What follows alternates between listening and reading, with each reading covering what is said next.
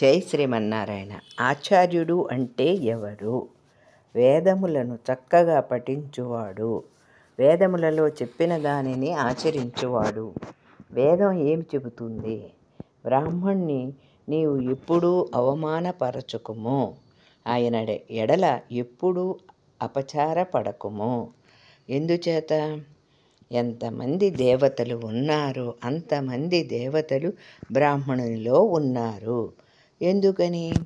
దేవతలు మంత్రవశ్యులు, ఆ మంత్రము బ్రాహ్మణవశ్యము అని. అందుచేత ఇన్ని మంత్రములు తమ వశ్యములో ఉండి దేవతలను తమలోనికి ఆహ్వానింపచేసుకునేవారు సర్వదేవతామయులు కనుక వారి విషయంలో ఎప్పుడూ వారి గురించి వేరే రకంగా మాట్లాడకు అని వేదం చెబుతుంది మనకు. సుశీలారాణి రామానుజదాసి.